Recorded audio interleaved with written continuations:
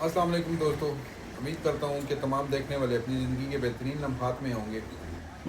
Friends, बहुत सारे लोग कश्मीर के हालात से वाकिफ़ होंगे कि पिछले 5-6 दिनों से लॉकडाउन है कश्मीर में, ना कोई इंटरनेट सर्विस है, ना मोबाइल है।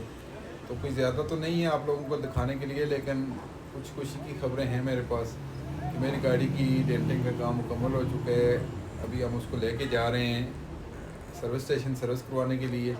उसके बाद आज हम इसको पेंट वाली वर्कशॉप में शिफ्ट करेंगे। तो बने रहें, साथ साथ आपको अपडेट भी करते हैं।